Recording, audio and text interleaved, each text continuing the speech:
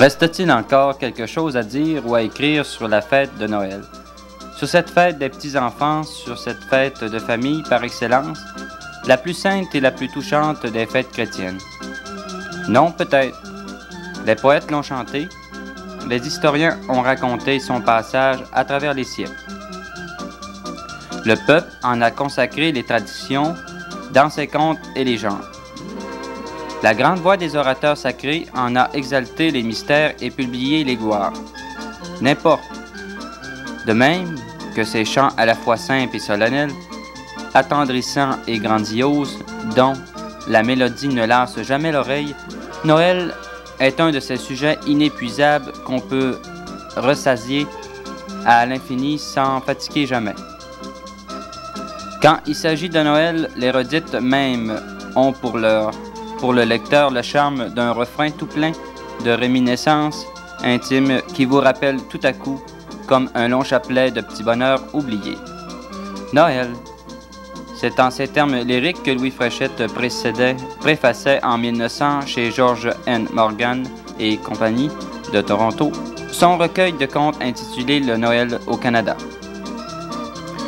Comme je ne suis pas aussi sûr que Louis Fréchette que Noël est un de ces sujets inépuisables qu'on peut ressasser à l'infini sans fatiguer jamais, je ne m'étendrai donc pas dans cet article consacré au temps des fêtes.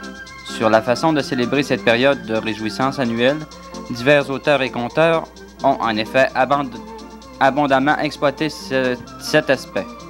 Je m'arrêterai plutôt à faire ressortir les origines des traditions toujours vivantes de ce temps qui suspend en vol entre le 25 et le 6 janvier.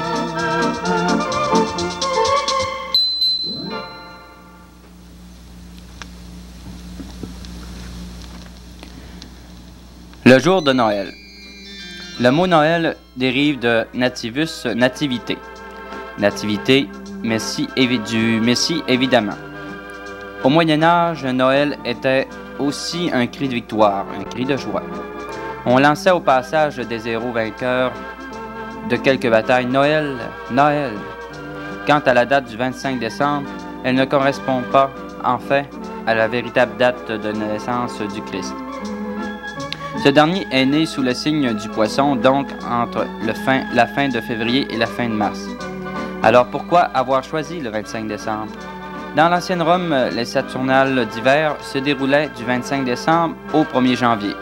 Et en général, c'est le 25 décembre qu'on sacrait les empereurs.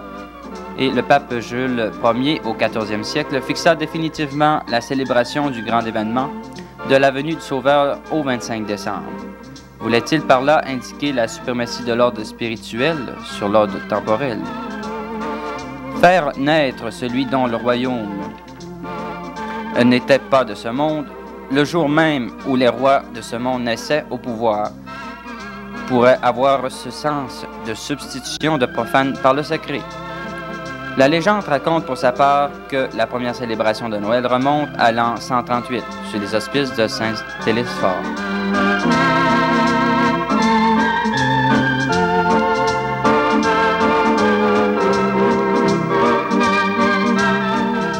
Le Père Noël. Le personnage de Père Noël est une mutation du célèbre Saint Nicolas. Celui-ci était évêque de Myre en Lycie au IVe siècle. Il se distingua très jeune par sa grande piété. On raconte que quand il était nourrisson, il refusait le sein de sa mère le vendredi, par souci du jeûne. Devenu évêque, il ressuscita 3 petits-enfants égorgés, coupés en menus morceaux et mis au saloir par un méchant aubergiste.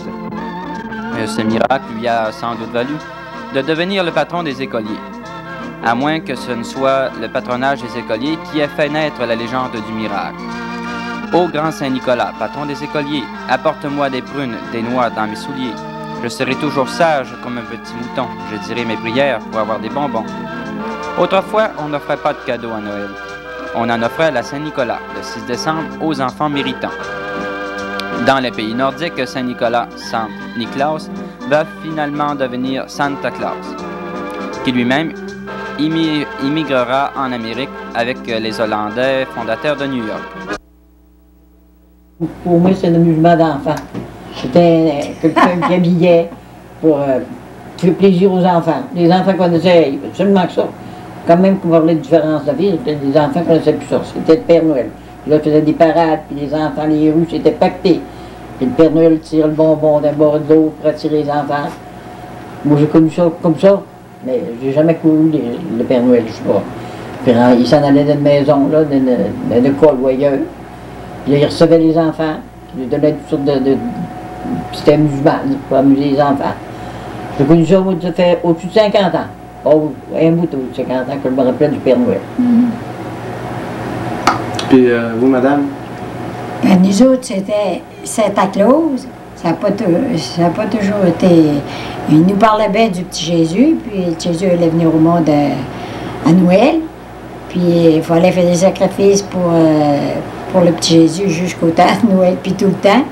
Mais il y avait le Père Santa Claus qui existait, qui était dans les magasins, et ce soir-là, c'était des grosses ventes pour le magasin. Et tous les enfants étaient alentour du Père Noël, ça s'assisait dessus, ça l'embrassait, puis lui donnait quelque chose, puis après ça, ben, il payait moins cher, puis ça marchait comme ça, toute la veillée, jusqu'à l'heure de la minuit. Vous voulez, monsieur? Moi, j'ai passé une moment pour me rappeler comment c'est arrivé sur le Père Noël. Chez nous, là, c'était la fête du Jésus. Ben oui, ça fait Ça laissait le Jésus, c'était... C'est ce qui comptait pour nous autres. Maintenant, le Père Noël... J'ai entendu parler, mais aussi, comme madame dit, là, le Père Saint-Santa Claus, ça. Je pense que je l'ai jamais vu de ma vie, par exemple. C'est que je vis le Père Noël, comme bien d'autres. J'ai jamais cru au Père Noël non plus. Je n'ai jamais essayé non plus de faire croire aux enfants qu'il y avait un Père Noël. C'est trop-il la fête? C'était falsifié, ça. C'était une affaire qui n'existait pas sur le Père Noël. On lui parle du plus vieux, lui, le Père Noël. Ça représente à quoi, le Père Noël? Moi, je ne vois pas qu'est-ce que ça peut représenter un Père Noël. J'aimerais plus comprendre ça. C'est surtout pour amuser les enfants, il y a pas de personnes. On disait aux enfants, si tu tiens votre entier, le Père Noël va t'apporter. Aller dire à un enfant, le Père Noël va t'apporter des traînes, ça me passe ça pour ça rêve. Ouais. Pas ça pour ça rêve. Dire le petit Jésus vous apporter des traînes, c'est correct. Ça marcherait comme ça. Ouais. Mais le Père Noël, bon, on ne voulait pas dire ça comme ça. Quoi? Regarde, moi, je suis parfaitement d'accord avec mon copain, parce que Santa Claus, j'ai entendu parler de ça, fait pas mal longtemps. Ah, oui. Mais les premières années, en autant que je peux me rappeler, c'était la fête, la naissance de l'enfant Jésus. C'était la fête du petit Jésus. Puis les cadeaux, ils venaient, c'est l'enfant Jésus qui nous apportait des cadeaux. Pas le Père Noël, puis pas le Père Santa Claus non plus. Il venait pas pour la cheminée. C'est venu plusieurs années après, j'avais quel âge, pas capable de me rappeler au juste, mais à ma toute jeune enfance, c'était le petit Jésus. La fête du petit Jésus. C'était ça qui était la fête de Noël.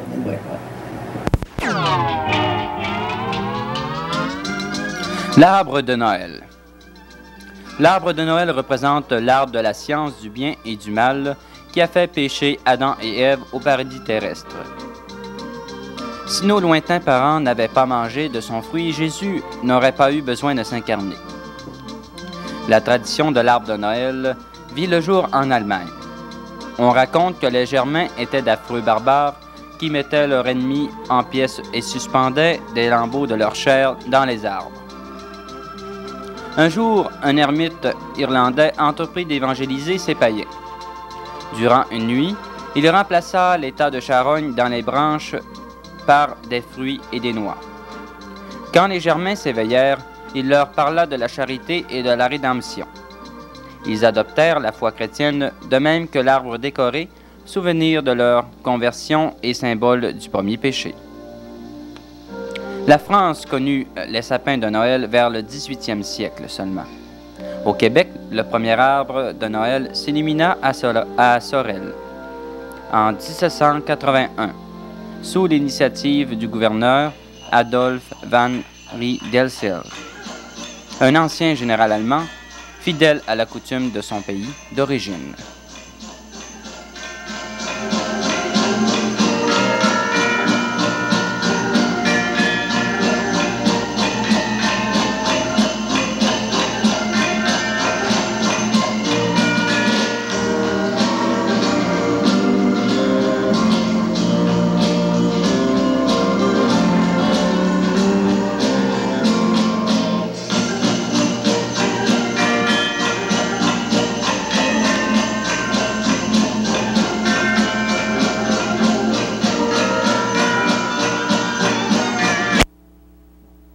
De Noël, quand est-ce que c'est arrivé? Quand est-ce que vous vous souvenez là, qu'il y a eu un arbre de Noël chez vous?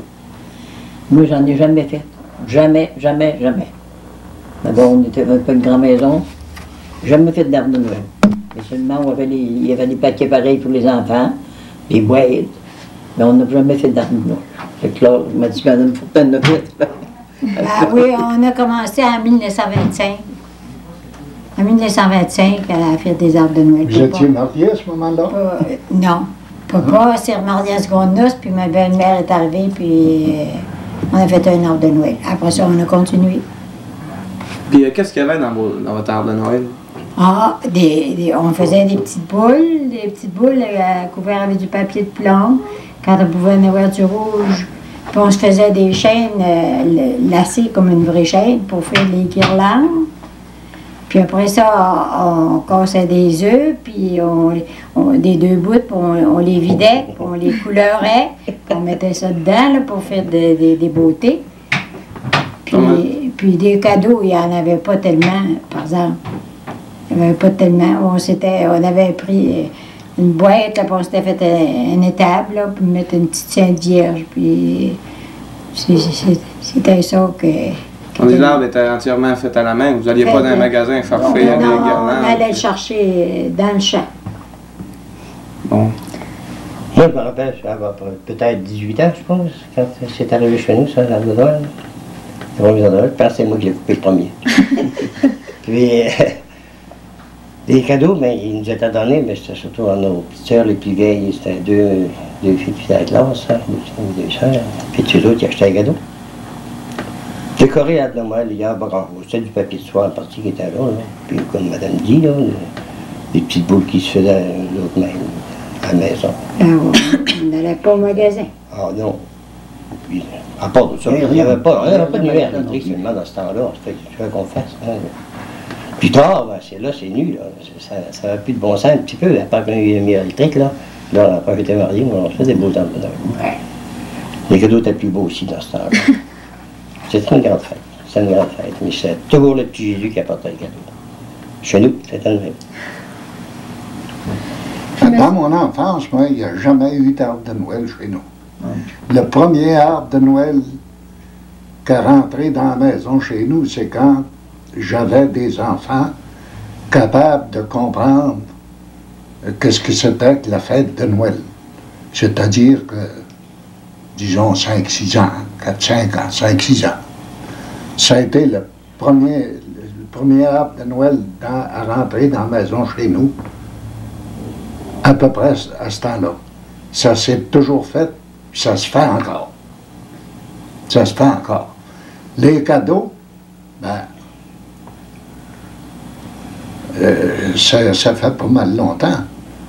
Mais le plus gros cadeau que j'ai fait, j'avais acheté un radio.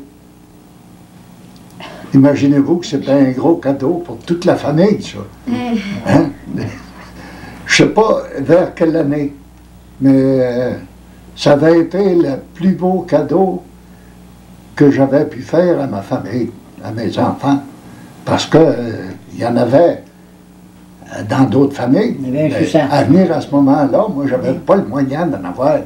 Mais là, cette année-là, j'avais trouvé le moyen d'acheter un radio. Vous aviez fait des efforts. Un radio à cabinet, là, tu sais. Oui, un beau gros radio. Un beau gros radio. Il existe encore. Je l'ai encore, il est au chalet, puis il joue très bien. Ah, il fallait le craquer. Non, électrique. Électrique. Parce qu'on a eu avant l'électricité, là. Ça, c'est. Il y avait ça, des graphophones. Des graphophones. Ah, on fait jouer des disques. La radio, ça. On jouait des disques.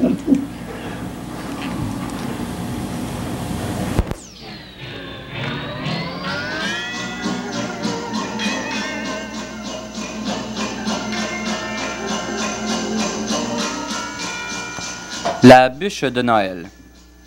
Au Moyen Âge, la nuit de Noël, on brûlait dans l'âtre une bûche bénie. On en recueillait les cendres. Ces cendres avaient le pouvoir de guérir toutes les maladies, de protéger la maison des orages et d'aider les morts à entrer dans l'au-delà. On laissait toujours quelqu'un en faction à côté de la cheminée, armé d'un fusil.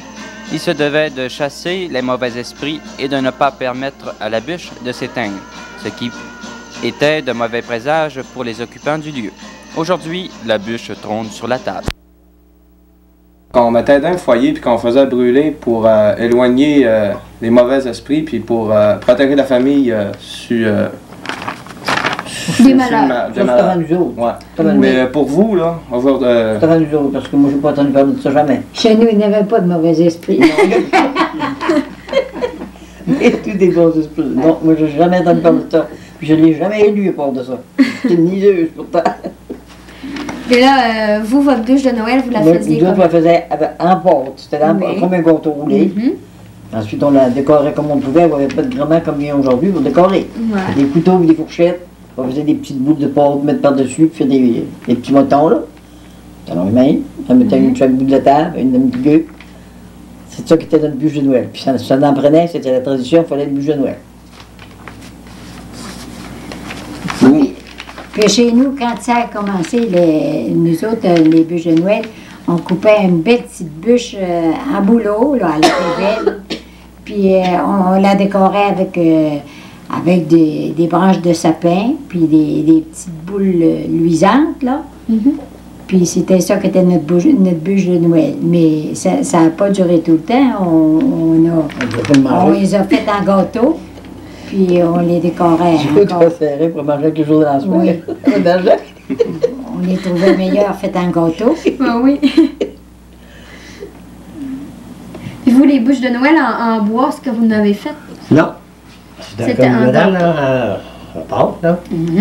Puis c'était tout cramé, ça, là. Soit en bois, des couleurs. Dans ce temps-là, il y avait des couleurs. On mettait du rouge. On décorait ça avec une fourchette. Oh, On travaillait ça, là. Puis ça, il faisait une petite hache, là.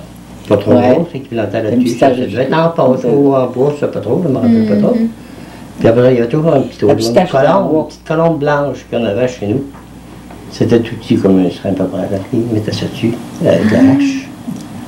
Puis après ça, il marquait toujours dessus, écrit, là, toujours avec du crémage. Joyeux Noël, on marquait Joyeux Noël. Patente, là, que ça écrivait, ça. Il mettait de. Pourquoi c'est pas ça, ou du crémage, là? Ça, il écrivait avec ça, là. Joyeux Noël. Joyeux Noël, ah oui. Bonne année de l'autre côté. C'était surtout bon, on avait hâte de manger. Ça, c'était durant le réveillon, ça. Ça se C'était pour le mange. réveillon, mais il ne fallait pas y toucher. Hey, on ne mangeait pas ça ce soir-là. Nous autres, On l'a aménagé pour le jour de l'an. Pour le jour de l'an. Ah, Parce que c'était cher. On n'était pas capable de faire ça tous les jours, c'est bûches. Ben, en autant que je me rappelle, moi, des bûches de Noël, dans mon jeune âge, ça n'en faisait pas. Ah, voyons. C'est beaucoup de vieux de goût. Franchement, il s'en faisait pas chez nous. Chez nous. Les bûches de Noël, c'était terrible. Après que j'ai été marié, quelques années après que j'ai été marié, ben, de temps en temps, on voyait sur les journaux certaines décorations, des annonces publicitaires sur les journaux. J'avais décidé un bon jour d'en faire une bûche. J'avais pris un boulot, là, comme vous disiez tantôt. Puis en plus, j'avais percé 2 trous avec un terrière, là, un vilebrequin, pour mettre des chandelles là-dedans. Oui. Ça, là, on a conservé ça pendant plusieurs années. C'était pour le vendredi saint, Non, des chandelles de couleur, là. Et puis, on allumait les chandelles pour... on super chandelle. C'est ça. C'est ça. Ça, à ma connaissance, ça a été les seules bûches de Noël qu'il y a eu chez nous. C'était beau. C'est beau. Oui. C'était des belles tables. Il y en avait partout.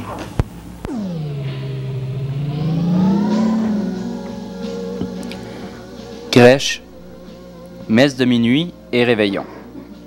Au XVIIe siècle, l'Église institua les drames liturgiques pour éduquer en matière religieuse le peuple illettré.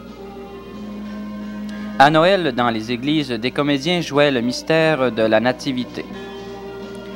Avec le temps, la farce chassa le sacré et le clergé interdit la représentation de ce genre de spectacle. Les statues remplacèrent les personnages vivants et les crèches miniatures envahirent les foyers. La coutume de célébrer la Nativité à minuit a débuté au XIVe siècle. Elle s'inspire du fait que le Christ est né durant la nuit. Le réveillon, qui suit l'office religieux, rappelle les réjouissances dans les tables de Bethléem. Dans certains pays, on dépose même de la paille sous la nappe. Les présents qu'on échange rappellent les dons apportés par les bergers. Au Québec, dans les temps anciens, le réveillon était préparé par la jeune fille de la maison qui était à marier. On invitait les prétendants éventuels pour apprécier les qualités de maîtresse de maison de l'hôtesse.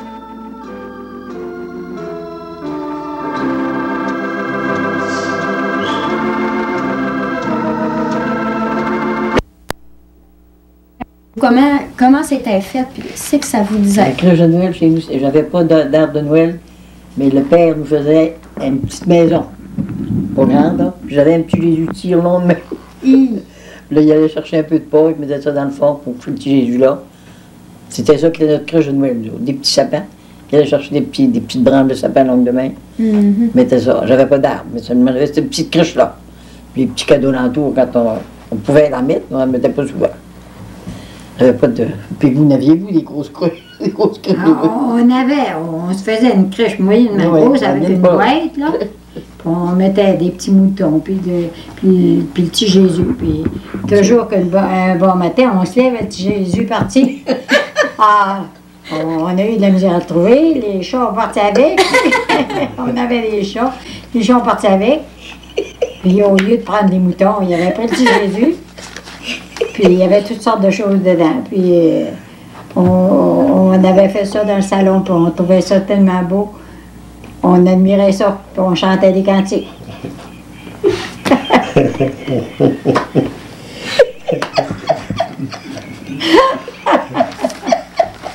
C'est vous, monsieur. Le crèche de Noël chez nous, après j'étais marié, d'abord c'est là qu'on commençait surtout à faire des crèches de Noël. C'est vous qui construisez ça, avec une boîte de carton assez grande par exemple, pour représenter les tables. Voici Jésus était nous montre. Puis on avait tous les personnages, Saint-Rosaire, Saint-Léon, petit Jésus, en cache. Ça c'était tout avec de la pomme ici, le comble, partout. Puis Jésus était couché dans une cache, avec le bœuf et l'âne, avec tous les personnages. Là.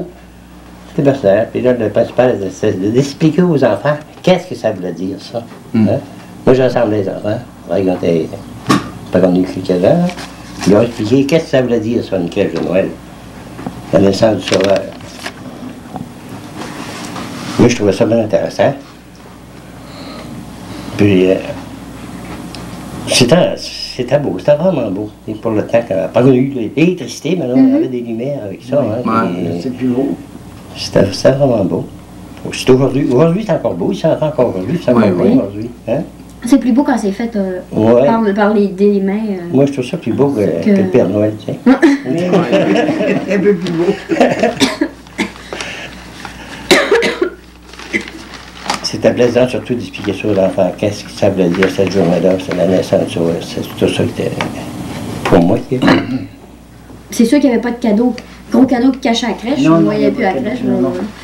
C'était la crèche qui dominait. Dans les années, oui, les cadeaux étaient là aussi. Oui, mais c'était toujours la crèche qui dominait. C'était la crèche qui dominait. Les cadeaux. On allait chez nous, nous autres, on ne voyait pas la crèche, on ne voyait même pas, on voyait pas là.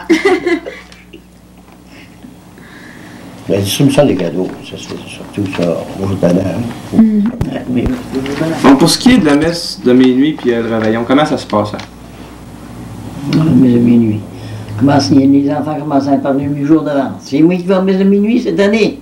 Tu y as été l'année passée, c'est moi qui y va cette année. On préparait tous les enfants, puis on partait vers 7h30, 8h pour pouvoir aller à la conférence communier avant la messe. On attendait les 3 messes, la messe de minuit, la messe d'aurore, la messe du jour. Moi, je m'appelle Aurore. C'est ça comme ça. C'était une messe. Ben, les 3 messes se disaient à la messe de minuit. Ouais, Ça communiait avant. On communiait la première messe, la messe de minuit, on communiait. Après ça, il y avait la messe d'aurore, puis la messe du jour. Ah, OK. On sortait de l'église à 1h30, 2h15, 1h30, 2h15. Ouh! Là, on s'en allait réveillonner. On parlait. Les autres, on faisait ça. Ah, on allait à la messe de minuit, on restait à 6000, c'était loin d'aller à la messe, puis on écoutait tous les beaux cantiques qui chantaient, c'était beau, on avait des beaux chœurs de chant à ce temps-là aussi. On avait une grosse orgue, là, c'est Mme Boulay qui jouait ça, c'était beau. Puis après ça, quand on revenait, là, ça pressait de venir se reposer puis luncher. Mais c'était pas long, on se couchait. Puis le lendemain, c'était la journée qu'on était plus fatigués. On passait la veillée, puis c'était fatigant. À ce temps-là, on se couchait à 9h. On se couchait, oui. Mais au réveillon, là, ça dansait-tu dans... Oh non. Le réveillon, il était pas gros dans ce temps-là. Quand on reste à 6000 du village, là, on ne va pas réveillonner. Mais la messe C'est pas était comme longue. aujourd'hui. Les messes étaient Le temps longues. de se rendre. Nous autres, nos voisins étaient proches. Après la messe de minuit, ça se rassemblait toute la gang de paradis, on dit. On les attendait toutes les trois. On attendait les 3 messes. On attendait les 3 messes et on arrivait chez nous très tard. Ouais. On était fatigués, on mangeait, on se couchait. Le lendemain, le jour de Noël, on n'allait pas à messe. Non, on se couchait. Ceux qui n'avaient pas été le soir de minuit allaient à la messe Mais du jour.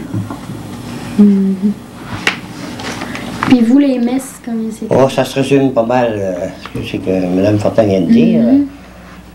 On n'avait pas envie de sauter bien quand on était revenu de la messe. Là. Mais c'était quasiment la journée qu'on était le plus fatigués. C'est vrai? Non, il n'y avait pas de réveil. Je pensais pas On pouvait venir prendre le jour de peut-être l'an. un café avant de se coucher. Là. À ce temps-là, le jour de l'an, il était Quand pas on s'est remis vers 2h moins le quart. Là. Quand les enfants venaient nous lever le matin.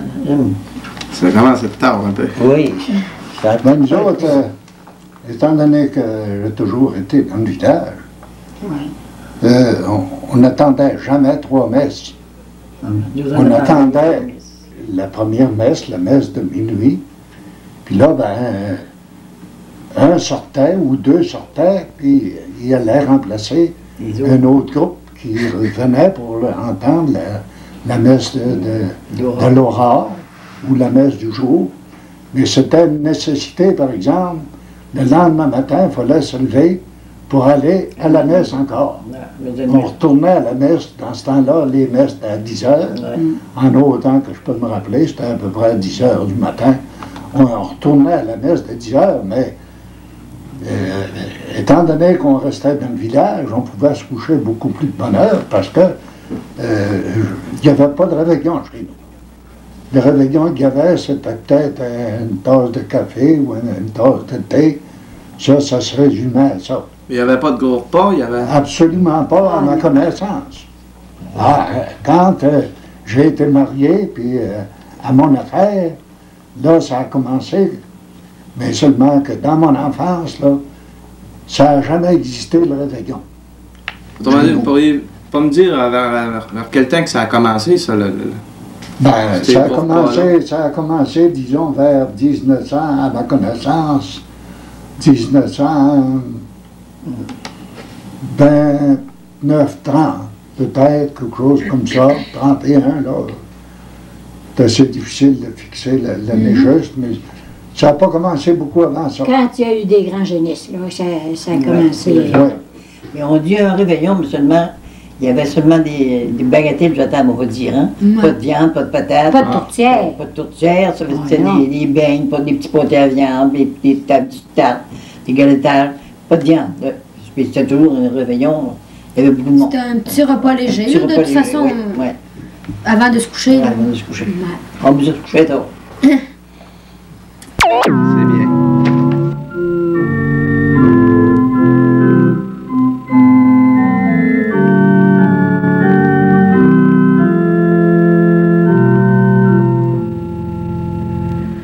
Les chœurs angéliques ont chanté Noël, mêlons nos cantiques aux accents du ciel. Les cantiques de Noël. En France, au Moyen Âge, tous les cantiques de Noël étaient chantés en patois régional. Vers le 17e siècle et surtout durant le 18e siècle, on décida d'uniformiser ces chants, c'est-à-dire de les traduire en français de la cour, dans le parler de l'Île-de-France.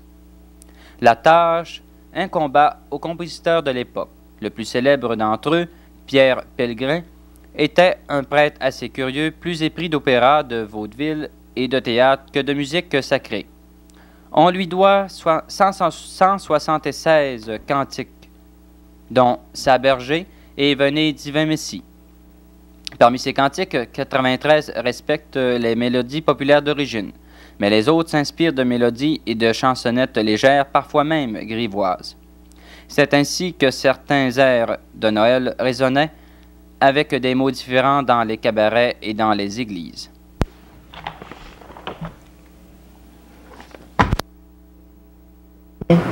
C'était tellement beau quand on rentrait à l'église. C'était bien beau. Il n'y a rien qui peut effacer ça. Ah, c'était rien. Hein? Il y a rien Veux-tu que je te conte une anecdote? Tu ne pourrais pas les ajouter, tu l'as très bien connu. Mon frère Marcelin, tu sais qu'il était maître chantant. Oui. Puis il était mourant à l'hôpital, on le veillait, c'était 2 nuits qu'on le veillait, il mourant. Puis il a toujours été maître chantant avec nos amis, tout le temps qu'il était là. Puis le dernier soir, la messe de minuit, l'aumônier est arrivé près de Julie où était toute là, toute la famille des Boivin était là.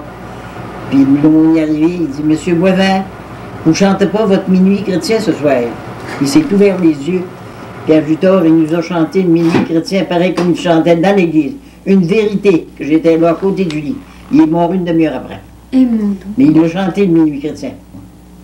Tu l'as connu, hein, Marcel? Ah, oui, tu sais oui. comment il chantait, hein? Ben oui, chantais bien. Puis c'était des grosses chorales. Oui. Oui. Quand lui, c'était, en Kenogami, c'était une grosse Oui, chorale, oui. certainement, mais là, il était dans le lit, il se mourait. Il était tout seul. On était toute la famille, on était 13 enfants. On était tous autour de lui, le père, la mère était bien encore dans ce temps-là. On était tout autour de lui.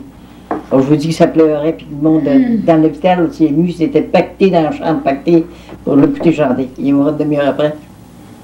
Puis il l'a chanté, le minuit chrétien. Ben, la chorale, moi, autant que je me rappelle, était très nombreuse. J'ai compté jusqu'à 40 personnes pour la messe de minuit. Seulement, pas de femmes. C'était rien que des hommes à ce moment-là. Ouais. Je ne sais pas si, je me rappelle pas quand est-ce que les femmes ont commencé à s'insurger dans cette affaire-là. Parce qu'avant ça, c'était juste des hommes. Juste des hommes. Le chœur de chant, la chorale de Noël, c'était juste des hommes. Vous devez vous rappeler de ça aussi. Oui, je me rappelle qu'il y a eu juste des hommes, mais en dernier, là, je me rappelle du temps de Marie-Louise Hébert, qu'elle chantait. Oui. Marie-Louise Hébert, puis après ça, Thérèse Boulay chantait aussi, elle chantait bien. Oui. Je me rappelle encore de son cantique. Oui. C'était assez beau quand elle chantait ça, puis sa mère l'emmenait toujours à la messe et elle jouait la musique, puis elle l'emmenait avec elle. On avait des cantiques pas mal comme aujourd'hui, là. Ouais. Comme Sainte Nuit, dans cet état, ça, Berger. Divine enfant. François Fortel de Saint-Edmond. Oui, oui. Il a aussi chanté le minuit chrétien. Oui, c'est surtout M. Morin qui chantait minuit chrétien. Puis, Ben oui, quand il était, mais dans les premières années, là, disons, là, quand... Je me rappelle, M. Fortin. Oui, aussi. M. Fortin. Mais M. Morin, quand il chantait minuit chrétien, c'était beau aussi. Ça, c'est des cantiques qui ne meurront pas, ça va C'est des toujours... cantiques qui sont vivants tout le temps. C'est ça. Ou Saint-Denis dans cet état nouvel agréable, tout ça. Mais il y a une chose que j'ai jamais compris, moi, pourquoi est-ce que le cardinal Villeneuve condamne ça, et qu'il a mis fin à ça. Ils ont dit que c'était Sais-tu devenu pourquoi? C'est parce qu'il s'est trop fait de chansons sur l'air de minuit chrétien. C'est ça. Mais ça, j'ai lu ça dans un livre. des chansons profanes. Il y a des chansons profanes qui sont faites sur l'air de minuit chrétien. entendu. Monseigneur Villeneuve a arrêté de... Ouais. Parce que c'était de valeur, parce que ça C'était une valeur minuit chrétien en entrant dans l'église. C'était une valeur épouvantable. épouvantable. Il encore, puis il est encore beau. C'est ça. C'était solennel, ça. Oui. C'est ça. Puis Adesté, fidèle. Aujourd'hui, ils chantent partout. Mais... Oui. Ah oui, Ah minuit oui. chrétien, Ah oui. quand tu chantes, on prend l'église de minuit, là. C'est pas le premier cantique qui chante. Aujourd'hui, il y en a quelques-uns de nouveaux, mais pas beaucoup. Bon, Non. super. Y avait-tu beaucoup de cantiques en latin? Non, non, il y avait resté non, fidèle. non, C'était à peu près le seul. La messe, Le Gloria. Celui-là, Ah ouais, il y a un petit peu. On avait bien assez de la messe pour qu'on regardait. La messe était en latin. C'était un latin. moi qui aimais tant ça, la les messe en latin. cantiques, ça remonte. Moi qui aimais tant ça, la messe en latin. J'ai pris M. le curé, M. Dion l'autre fois. M. le curé vient dîner à la maison. Puis après dîner, moi je monte en haut, je reste en haut. Puis lui, il s'en allait. J'ai dit, M. le curé, je suis capable de vous en montrer en latin, moi. Vous attire que vous ne savez pas. Oh, il dit, j'en sais pas mal. J'ai fait l'école 11 ans, je sais pas mal. Puis que Gilbert, il a chanté, là. Dis, si, ré, dis, si, là. Oh, ben, il dit, t'es debout, il dit, je pas l'entendre. Non, ça Non, c'est. il dit qu'il n'a jamais entendu, il l'a entendu chanter, mais il l'a chanté lui-même, il ne l'a jamais entendu. Un service. Ça, c'était terrible, hein, que terrible. Oh, ben, libéra, oh, ça, là, fallait mourir. Oh, c'est épouvantable. Ça, c'était triste. Ah. On ne comprend rien, c'est ça qui est. Oui, mais on prenait nos livres, M. Dion, c'était tracé français, latin. Quand on ne comprenait pas en latin, on prenait le français, on le lisait, on voyait ce que ça voulait dire. Moi, je savais que je comprenais aussi bien mon latin comme le français. Aussi bien. J'aime encore ça quand tu arrives avec. Prenez l'Angélus. L'Angélus en français. C'est bien mieux en latin. Là. Encore, il nous demandait si tu étais d'accord, M. le curé, là. Récitez-nous donc l'Angélus en français, en latin. Je suis encore capable de la réciter. Je la sais encore. Puis ça fait longtemps que. Seulement, j'ai servi un messe comme de temps, bien longtemps, moi. Et je n'ai jamais été capable de répondre aux questions. Ah bon? Jamais. Ah ouais, on parlait qu'un livre de messe, on répond à tout. Je n'avais pas de livre de messe. Là, après apprendre ça par cœur, puis le mot de latin, ça me disait pas grand-chose. Le temps, pour moi, c'était du chinois, ça. Ça fait que c'était du chinois, ça passait pas du latin. Ça l'est encore. Oh ben, moi, tu ne peux pas le dire. J'aimerais autant répondre en latin comme en français. Ah, c'est que l'on pris. Moi, j'aime encore ça, le latin. Comprenez-vous? J'aime bien le latin, oui. Ben, je comprends bien. On comprend pas. On comprend pas. On peut pas aimer ça. On sait que c'est Ah oui, mais on l'a appris dans nos écoles, le psautier. Oui. Oui, on l'a appris longtemps. Oui, dans les écoles. C'est un par cœur, je sais. J'aime bien les mathématiques. Ah ben, c'était pour l'argent, toi. Ça m'était comme ça aussi. Ah oui, on avait des belles messes de minuit. Les éléments latins, c'était... Aujourd'hui aussi, on est bien. Oui. L'école qu'on a. Mais, Les contes de Noël. Beaucoup de contes de Noël ont pour protagonistes les membres de la Sainte Famille. Par exemple, comment celle-ci fut épargnée grâce à une araignée. Lors de la fuite vers l'Égypte, sur le point d'être rejoint par les soldats d'Hérode, Jésus, Marie et Joseph se réfugient dans une caverne en dernier recours. Une araignée sort aussitôt de son trou et se met à tisser sa toile d'un bout à l'autre de l'entrée de l'abri. Les soldats s'arrêtent devant la grotte, mais décident de ne pas perdre de temps à la fouiller.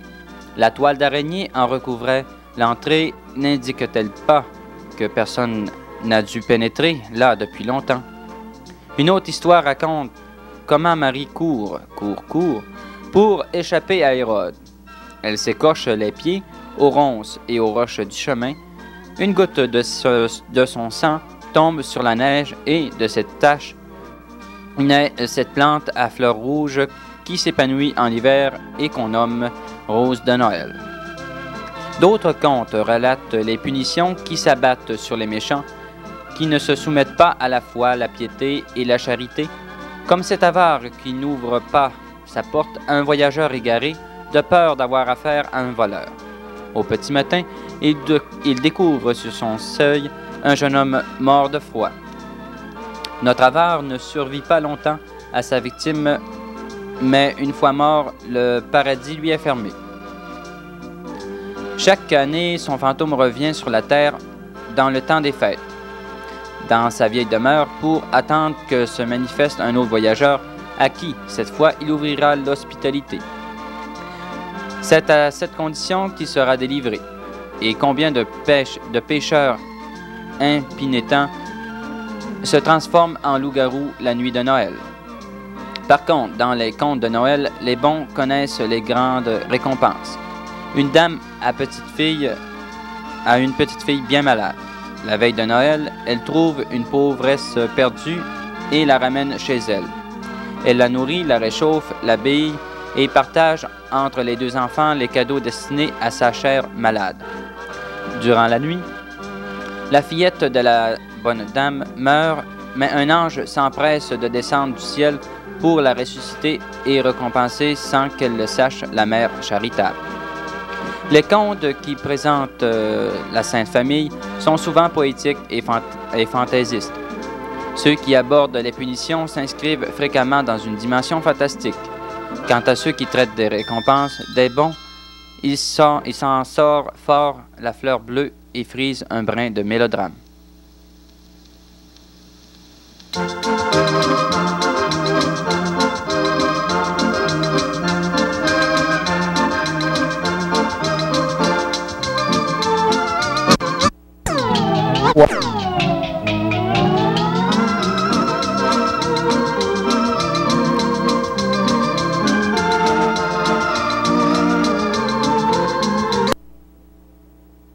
Elle était trop malade. La maman meurt. Tout de suite un peu avant Noël. Quelle tristesse pour les petits-enfants qui n'avaient plus de maman. Le papa ne pouvait pas garder la petite, elle avait seulement 5 ans. Alors ma tante a dit, je vais l'emporter la petite Georgette chez nous, je vais l'emmener, je vais en avoir soin. La petite Georgette arrive, c'est chez ma tante.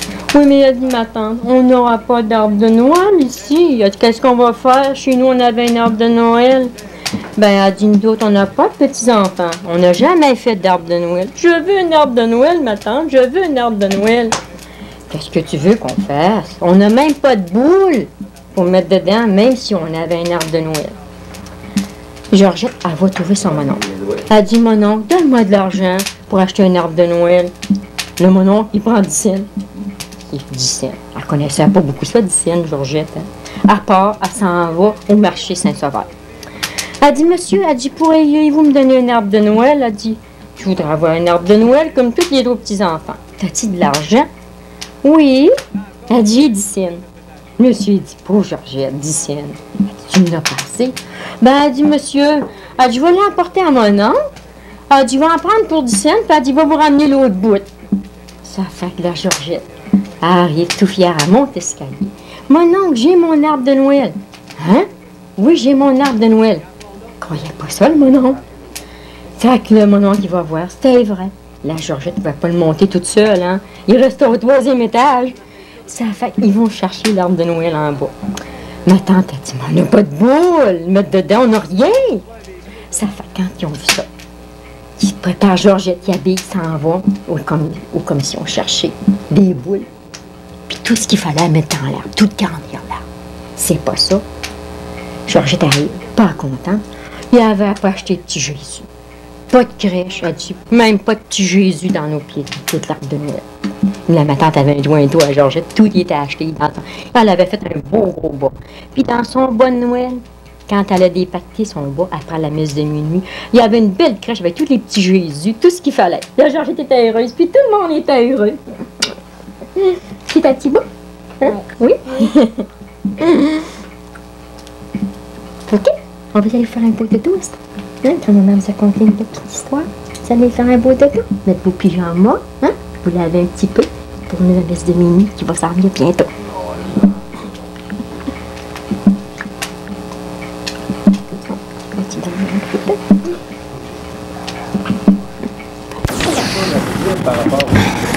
Avez-vous quelque chose à nous dire par rapport aux contes de Noël?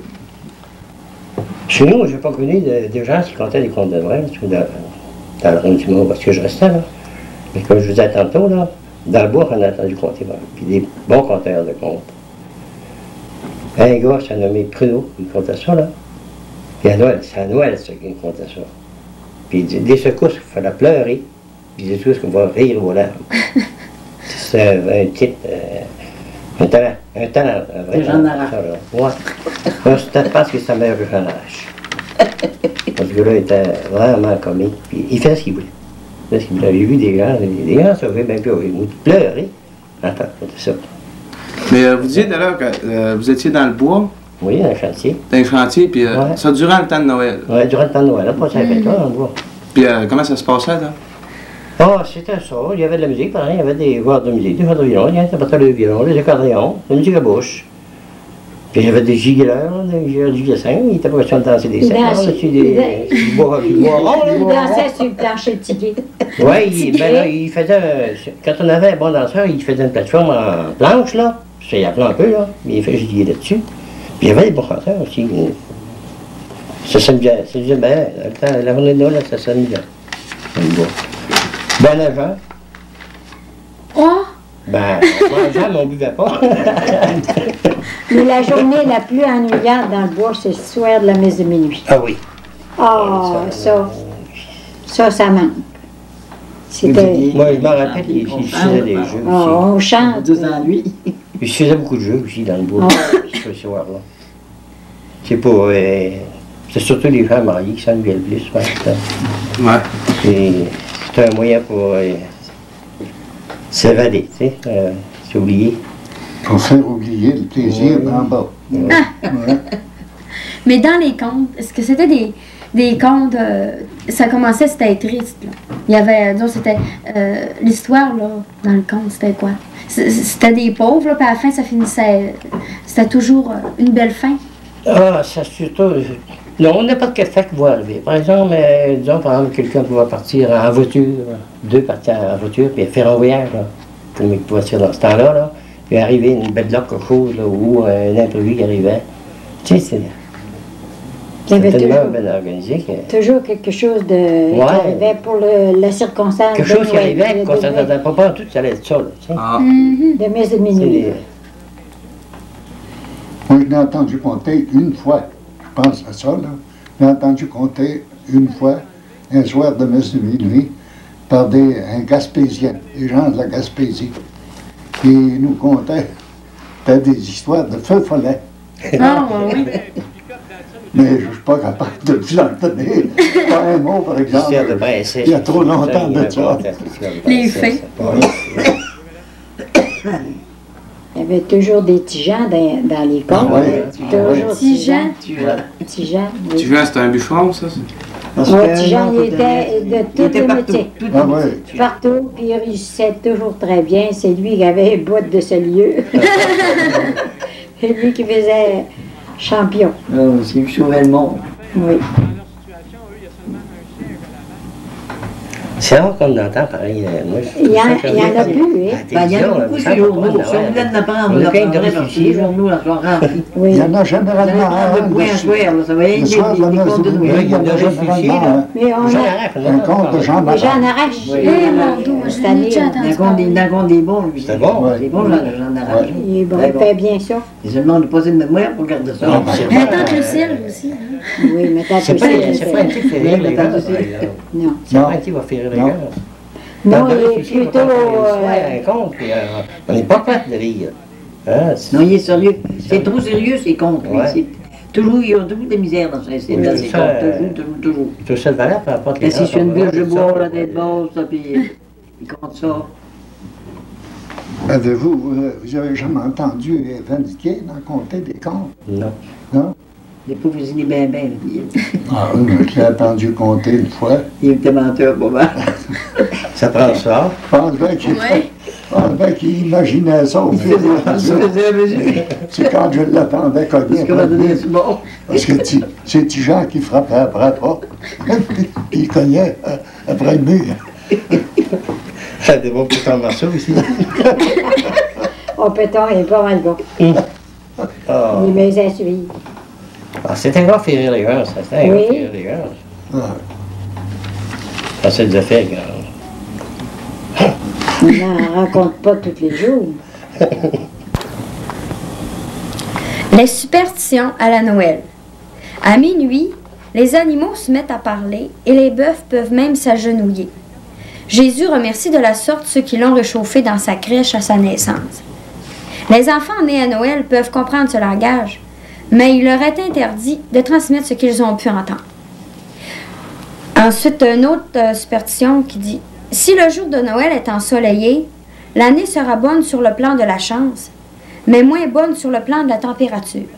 Car Noël au balcon, Pâques au tison. » Ensuite, enfin, les adeptes de la magie blanche et de la magie noire peuvent profiter grandement de la nuit de Noël pour pratiquer leur sortilège. Car cette nuit-là, tous les esprits des enfers, de la terre et des airs sont particulièrement à l'écoute. Qu'est-ce que vous dites de ça? Des petites superstitions assez un peu épeurantes. Là. Ou si vous n'avez Ça pas. pour les animaux se mettent à genoux quand ils attendent ça. Je ne les ai pas vus par exemple. Non. Mais mon mari, il avait été attelé pour aller à la messe de minuit. Puis il dit, j'ai arrivé, puis les animaux étaient tous, pas à genoux, mais les deux pattes d'en avant, comme ça, toute la gang. Ça, il dit qu'il a vu ça. Il se passe des menteries, ça ne doit pas. Il n'était pas menteur, hein. Il n'était pas menteur. C'est vous le Moi, je le crois.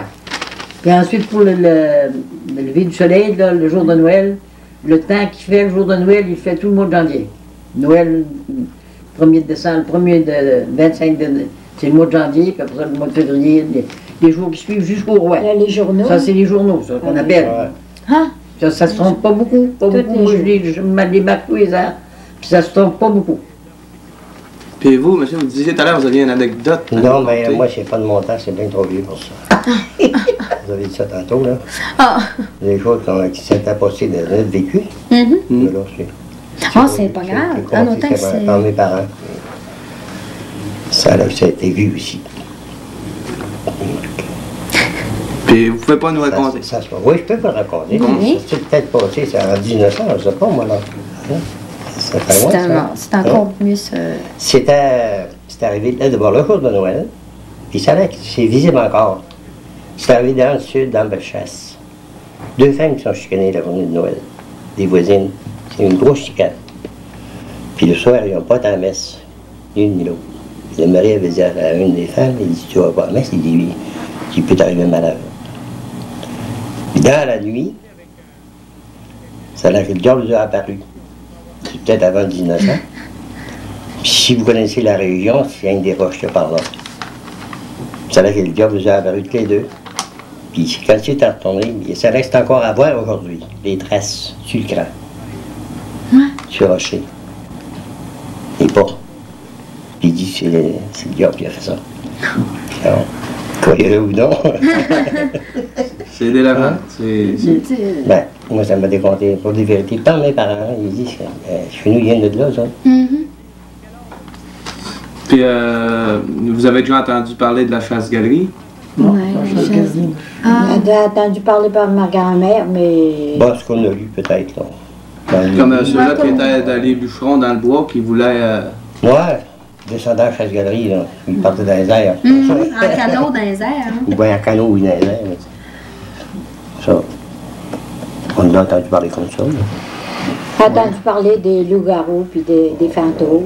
Les citrouilles allumées. Là. Paraît que c'était vrai, mais j'en ai pas vu. Oh, ça reste délirant, ça. On va dans ceux qui avaient bûché, la veille de Noël, là.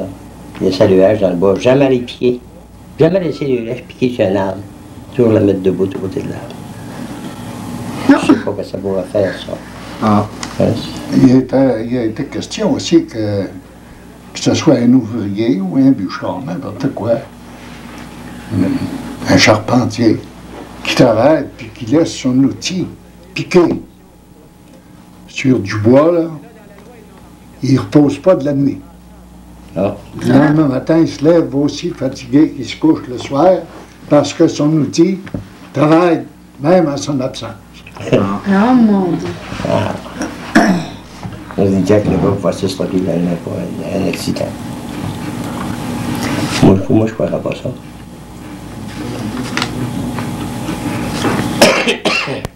il y a encore des maisons où il n'y a pas d'électricité.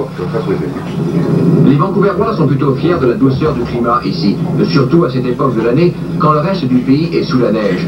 Mais une chose est certaine, pour un bon nombre d'habitants, Noël 82 ne sera pas... Bonjour le maître et la maîtresse, bonjour les gens de la maison, la guignolée, la guignolée, mettez du d'or dans notre poche, mettez de l'or dans notre poche. Ouais, Michel, on va donner 2-3 000 pieds dessus là-dedans, là!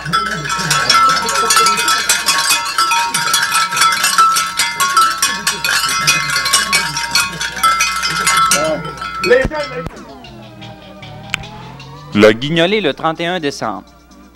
En Europe, on faisait une quête pour les pauvres la veille de Noël. Au Québec, on la fait la veille du jour de l'an. Cette quête s'appelle la guignolée. Ce mot vient possiblement de l'expression « au gui l'année » ou « l'an neuf », laquelle traduit une vieille coutume druidique. La veille du jour de l'an, les druides avaient l'habitude de cueillir avec leur cèpe d'or le gui qui poussait dans la forêt sacrée, ce qui entrait dans la préparation de potions magiques ou médicinales. Les guignoleux ramassent aussi la veille du jour de l'an de quoi soulager leurs prochains sous forme de cadeaux qui sollicitent de maison en maison, payant en chansons et en danse. Le gui est encore employé dans toutes les décorations de Noël. Il décore cartes de soie, guirlandes, centres de table, couronnes de porte. S'embrasser sous le gui est censé porter bonheur.